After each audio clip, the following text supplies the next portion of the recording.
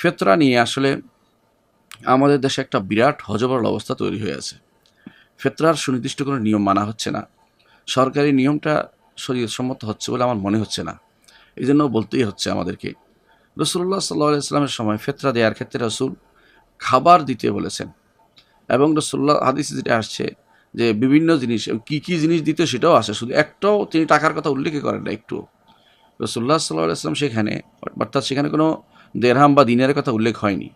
রসুল বলেছেন যে সেখানে জাবিব আকাত দিতে বলেছে, ফনির দিতে বলেছে, সেখানে জম গম মানে গম দিতে বলেছে, সেখানে বোর দিতে বলেছে, খাবার দিতে বলেছেন, সেখানে খেজুর দিতে বলেছেন, বিভিন্ন ৬-৭ রকম পণ্যের কথাও তিনি বলেছেন। কিন্তু তিনি একবারও বলেন নাই যে দিরহাম বা দিনার দিতে হবে। এই একটি জিনিস আমাদের প্রথমে মাথায় রাখতে হবে।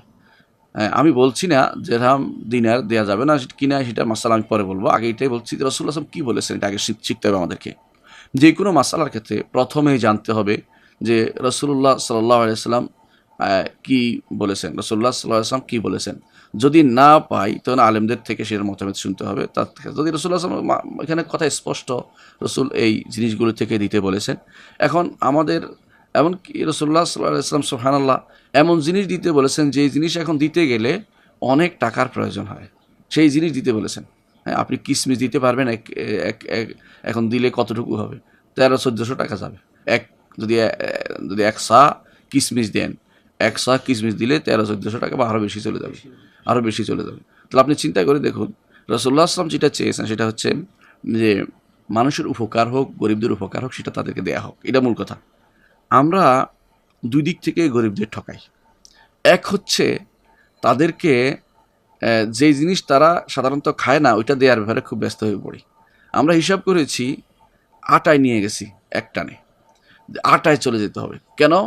আটায় গেলে কম দেয়া যাবে, আটায় গেলে কম দেয়া যাবে, এটা একটা কিয়াসের উপর নির্ধারণ করেছেন মুআবিয়া রাদিয়াল্লাহু আনহু এবং সাহাবায়ে কিরামের কেউ কেউ সেটা মেনে নিয়েছেন। দেখুন আমি অস্বীকার করছি না।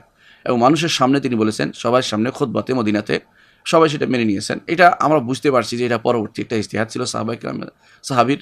এবং এটা কারণ ছিল তারা বলেছেন যে তোমাদের এই আটার মূল্য আমাদের ওই আটার চেয়ে অর্ধেক মূল্য, আমাদের ওই আটার মূল্য অর্ধেক, তোমাদের এই আটার চেয়ে তোমাদের এই আটার মূল্য বেশি, ডবল। এই জন্য তিনি সেই হিসাবে মূল্য হিসাব করে একটা নির্ধারণ করে দিয়েছিলেন।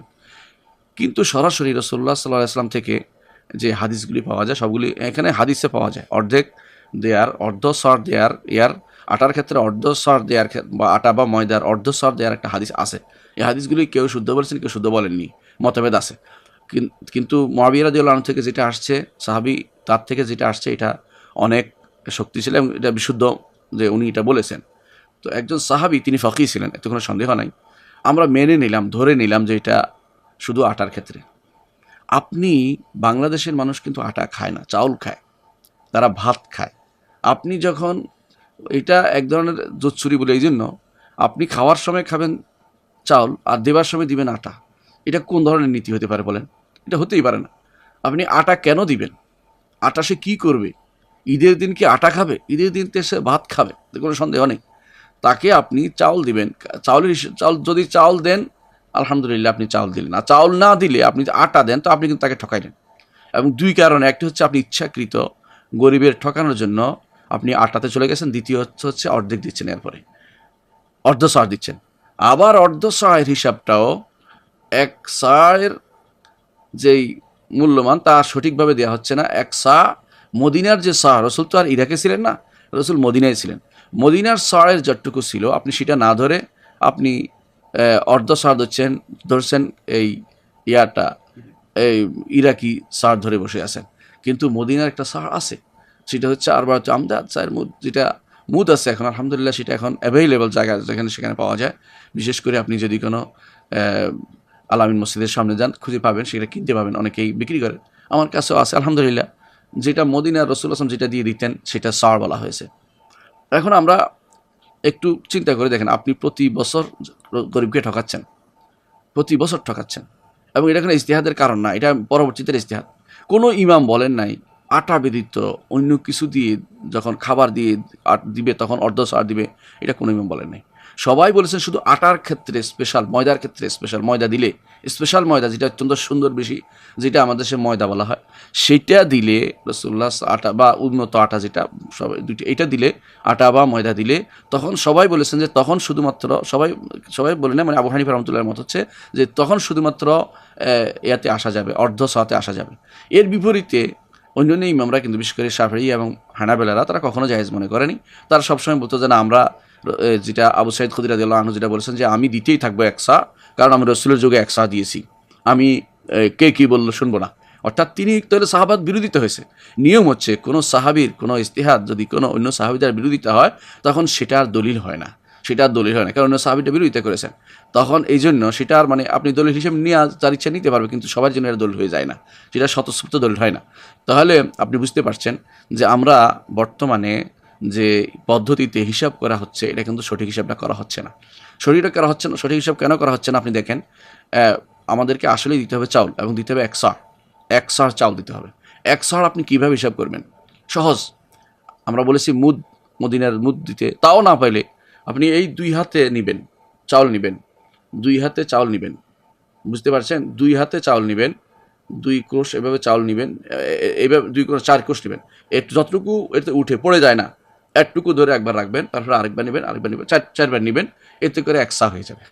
এটাই 2 হাতে আপনার মধ্যম মানের হাত, অর্থাৎ তারা আমরা সাধারণত বা যাদের একেবারে খুব বড় মানুষের, যারা বড় শরীর যারা, তাদের নয়, আপনি মধ্যম মানের হাতের ভর্তি এরকম ভর্তি নিলে আপনার সার পূর্ণ অবস্থা পূর্ণ হয়ে যাবে। কারণ সার আসলে ওজন না, সার ছিল একটা বাটখারা। বাটখারা যেমন আমাদের দেশে কাঠা ছিল, খুশি ছিল, এরকম সার কোনো ওজন ছিল না। তো ওজন কেন আসছে? মানুষ ওটা পরিবর্তন করার কারণে, পাওয়া যায় না দেখে আমরা ওজন দিয়ে বলে থাকি।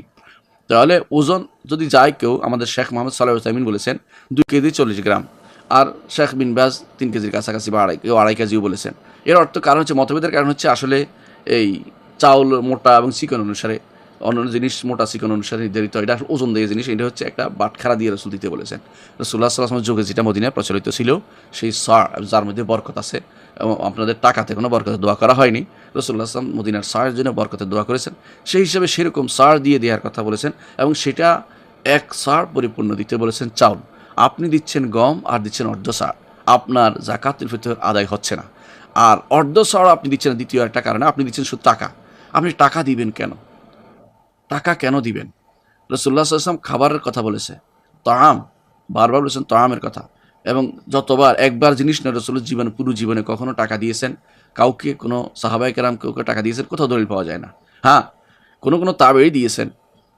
তিনি বলে, কোনো তাবেঈ বলেছেন আমিও ইরাকবাসীকে পেয়েছি, ইরাকের লোকদেরকে পেয়েছি, অথবা আমি ওদেরকে পেয়েছি। তা কাদেরকে পেয়েছি নির্ধারিত নাই ওখানে।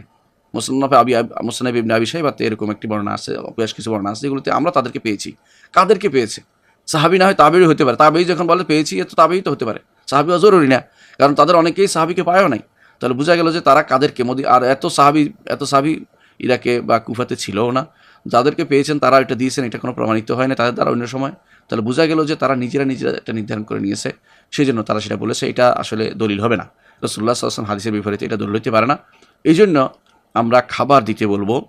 আপনি যে খাবার খান, আপনি যদি আটা খেয়ে থাকেন সারা জীবন আপনার পরিবার, তাহলে আটা দিয়ে দিবেন। আর যদি না, আটা খাই না, আমরা চাউল খাই, গম মানে ভাত খাই, তাহলে আপনি চাউল দিবেন, এক সার দিবেন। আটার রুখসত আপনি খুঁজবেন না, আটার ছাড় আপনি খুঁজবেন না, আপনি এক সার পরিপূর্ণ এক সার দিবেন।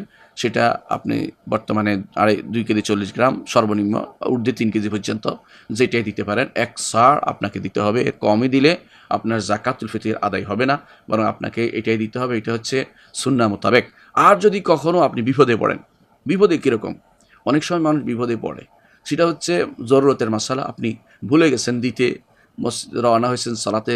কখনো এটা আমরা কোনো মাসালা বলে রাখি, কোন বিপদে পড়লে, এই জন্য আপনি রওনা হয়েছেন, মসজিদে যাবেন, এই মসজিদে না, সালাত ঈদগাহে যাবেন, ভুলে গেছেন দিতে যাকাতুল ফিতর। এই মুহূর্তে চাউলও কিনা যাচ্ছে না, পাচ্ছেন না, বাসায়ও নেই, তখন আপনি কি করবেন? আপনি এই মুহূর্তে জরুরতের কারণে সেটা বদিল দেওয়া যেতে পারে, সেটা কোনো আলেম বলেছেন। বর্তমান সময় সেটা কোনো আলেম অনুমোদন করেছেন। কিন্তু ইচ্ছাকৃত আপনি আগে থেকেই সিদ্ধান্ত নিচ্ছেন যে আমি চাউলে দিতে থাকবো, এটা কিন্তু ঠিক না, এটা কিন্তু ঠিক না। হ্যাঁ, রাসূলুল্লাহ সাল্লাল্লাহু আলাইহি ওয়াসাল্লাম তাদের এই দিনে আপনাকে ইগনুহুম ফি হাযাল ইয়াউম, এই দিনে তাদেরকে ধনী করে দাও, এটার উপর ভিত্তি করে আপনি কিন্তু শুধু টাকা দেওয়ার কথাটা বলতে পারেন না। এই জন্য, কারণ আপনি তাদেরকে শুধু টাকা দিয়ে ধনী করে দিবেন এটা নয়। রসুলের যুগেও তো মানুষ ধনী করে দিত শুধু চাল দিয়ে, তাদেরকে তো রসুল্লাহ সাল্লাহ ইসলাম টাকা দিতে বলেন নাই। আর ধনী এইটা দিয়ে ধনী করে দিতে হবে এরকম না, আপনাকে ওই দিন অন্য টাকা আপনি দিতে পারেন তাদেরকে, কারণ এই টাকা দিয়ে ধনী হয়ে যায় না কেউ, অর্থাৎ জাকাতুল ফিতর দিয়ে কেউ ধনী হয়ে যায় না। আপনি যে মনে করছেন তা কাউকে একটা জাকাতুল ফিতর দিয়ে ধনী হয়ে যাবে, এটা কিন্তু হাস্যকর হবে, কেউ এটা বলে না। তো আপনি বুঝতে পারছেন যে রাসূলুল্লাহ সাল্লাল্লাহু আলাইহি ওয়াসাল্লামের উদ্দেশ্য শুধু জাকাতুল ফিতর নয়, তাদেরকে বেশি করে দান করার কথা বলা হচ্ছে। তো আপনি যদি কোনো সেটাকে নিয়ে শুধু জাকাতুল ফিতরা দিবেন আবার অর্ধেক, আবার টাকা, আপনি মনে বলছেন কি অর্থ হচ্ছে জাকাতের ফিতর দিলে আরেকটা সমস্যা হচ্ছে পরিবার পর্যন্ত যায় না, ব্যক্তির কাছে থেকে যায়, ব্যক্তি সেটাকে সিগারেট খেয়ে ফেলতে পারে, অন্যায় করে পুড়িয়ে ফেলতে পারে, নষ্ট করে ফেলতে পারে। কিন্তু খাবারটা দিলে সেটা বোঝা হবে, বাসায় যাবে, পরিবারের সবাই খেতে পারবে এবং সেটা তার আসলেই খোরাকি বলে যেটাকে সেটা থাকবে। এটা খুব গুরুত্বপূর্ণ জিনিস হবে। আশা করি বিষয়টা আপনি বুঝতে পারছেন। জি।